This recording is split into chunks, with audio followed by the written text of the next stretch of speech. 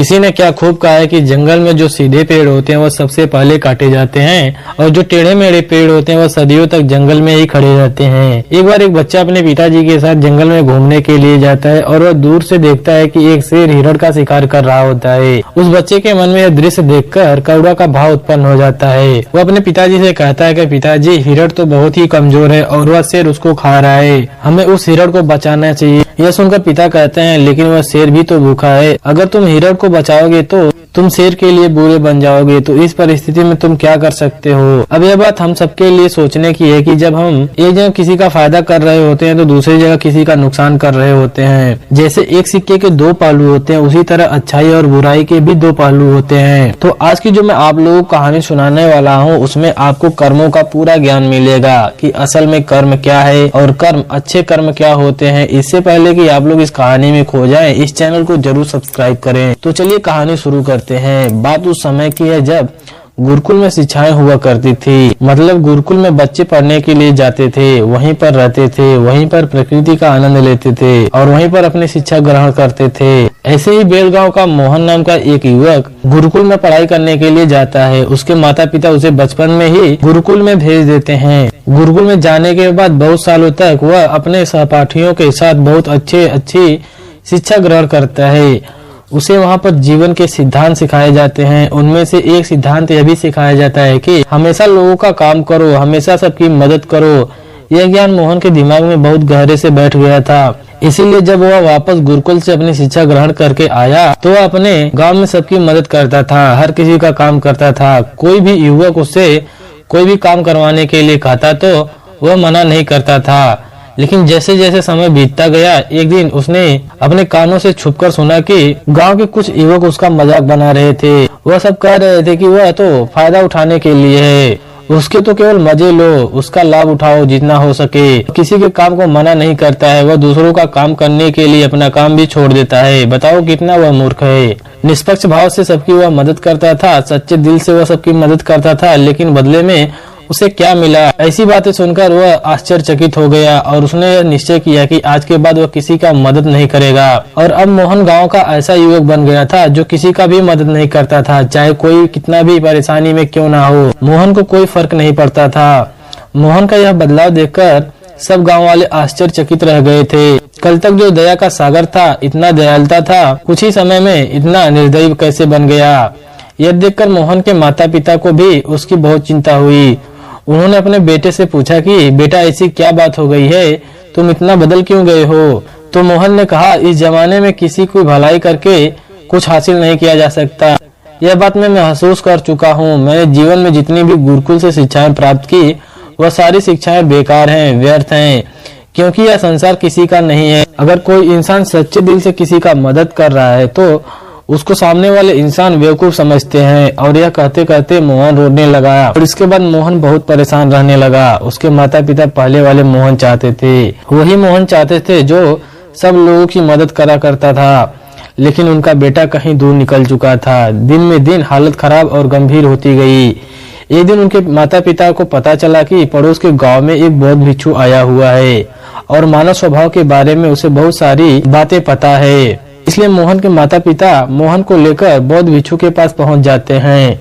जब उस गांव में घुसते हैं तो एक औरत एक बौद्ध भिक्षु को बहुत जला कटा सुना रही थी। उसको कह रही थी कि इनको शर्म नहीं आती, भीख मांगने के लिए आ जाते हैं सुबह सुबह, अपना काम करना चाहिए तो हम लोगों को भी परेशान करने के लिए आ जाते हैं और दरवाजे पर आकर खड़े हो जाते हैं। और पता नहीं ऐसी क्या क्या बातें वह कह रही थी। लेकिन बौद्ध भिक्षु रोज का भिक्षा मांग कर ही खाते हैं, उन्हें तो सब कुछ सहना पड़ता है। इसलिए बौद्ध भिक्षु एकदम शांत खड़ा रहा वहाँ पर। उसके अंदर थोड़ा सा भी क्रोध का भावना नहीं आया। और जब उस भिक्षु को उस घर से भिक्षा नहीं मिली तो वह दूसरे घरों की तरफ निकल गया। यह सारा दृश्य मोहन भी देख रहा था। इसके बाद उसके माता पिता कुछ गांव के लोगों से पूछकर उस भिक्षु के ठिकाने पर पहुंच गए।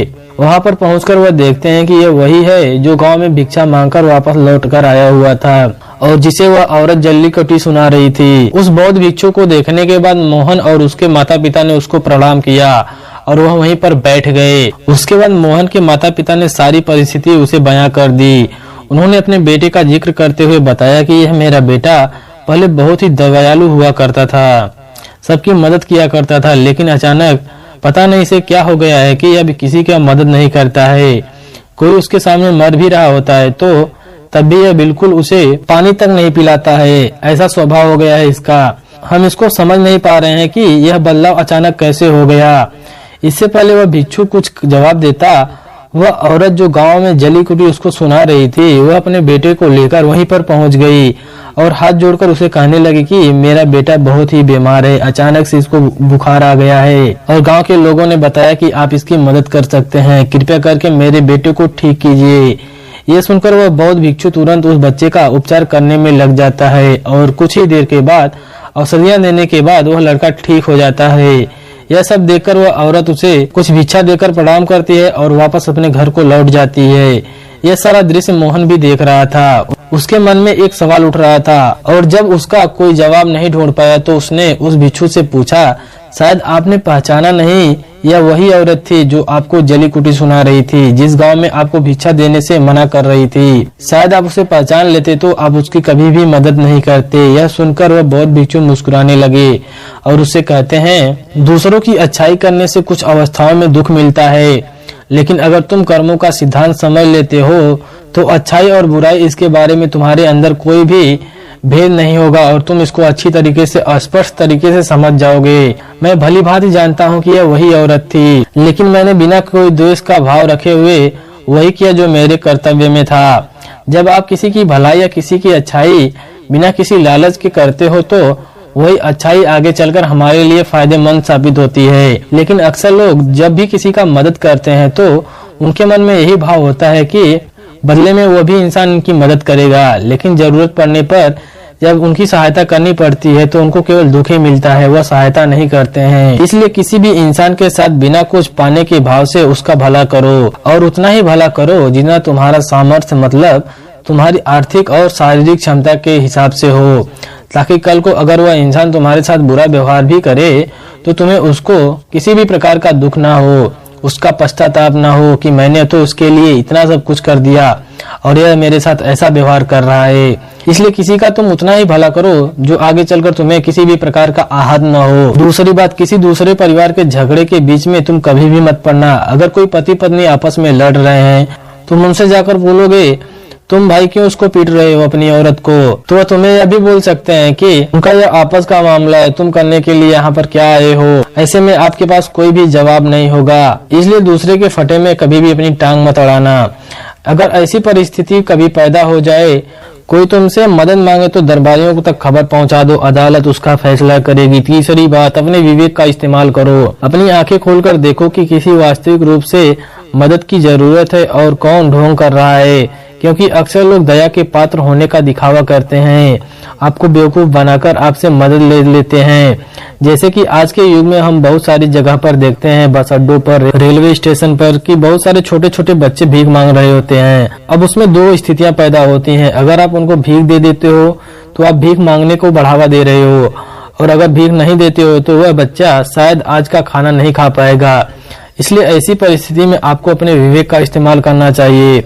आपको उसको पैसे देने की बजाय खाना खिला सकते हैं या कुछ किताबें दिला सकते हैं। इसके लिए सही तरीके से मदद करने के लिए विवेक का होना बहुत जरूरी है, वरना तो आपके धन का दुरुपयोग ही होगा। और एक बात जो समझने की है कि किसी की भलाई करनी है तो खुद की भलाई करो, क्योंकि अगर तुम खुद के जीवन को बनाओगे तो तुम्हारा जीवन बदल जाएगा और जमाना अपने आप बदल जाएगा।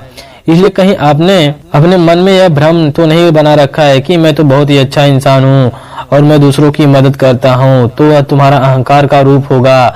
इंसान कभी भी आखिर तक पूर्ण नहीं होता, और जो अपने आप को पूर्ण समझ रहा है वह धोखे में है। इसलिए दूसरों को बदलने की बजाय खुद को बदलने पर ध्यान दो, और इसके लिए आपको भीड़ में भी अकेला रहना सीखना होगा। आप सबके साथ हैं, सब में उपस्थित हैं, लेकिन अंदर से आप एकांत हैं, अंदर से आप शांत हैं, अंदर से आप मौन हैं। जब आप अपने एकांत को देख लेते हैं तो आपके अंदर यात्रा चालू हो जाती है। अपने अंदर के एकांत को आनंद उठाने के लिए आपको ध्यान में उतरना होगा। आपको रोजमर्रा की जिंदगी में ध्यान को एक हिस्सा बनाना होगा, ध्यान को वक्त देना होगा। उसके बाद आप पाएंगे कि आपके अंदर एकांत के सामने आनंद है, इस दुनिया के किसी भी भोग में नहीं है। किसी भी वस्तु में नहीं है, किसी भी वासना में नहीं है। नदी के किनारे पड़ा हुआ पत्थर भी उस नदी के भाव से कट करके बहुत ही मुलायम हो जाता है, उसमें कोई दरार, कोई कोना नहीं बचता है। उसी तरह ध्यान के निरंतर भाव से हमारा जो मन है वह निर्मल हो जाता है, जिसके बाद हम किसी भी चीज को महसूस कर सकते हैं, जिसके बाद हम वर्तमान का मतलब समझ पाते हैं, जिसके बाद हमारे अंदर करुणा का उदय होता है। वह करुणा जो किसी भी वस्तु विषय के लिए नहीं जुड़ी होती। हमारे द्वारा सुनाई गई यह कहानी कैसी लगी कमेंट सेक्शन में जरूर बताइए। ऐसी और कहानी सुनने के लिए हमारे चैनल को जरूर सब्सक्राइब कीजिए। अगर आप हमारे इस वीडियो को फेसबुक पेज पर देख रहे हैं, पेज को प्लीज फॉलो कीजिए।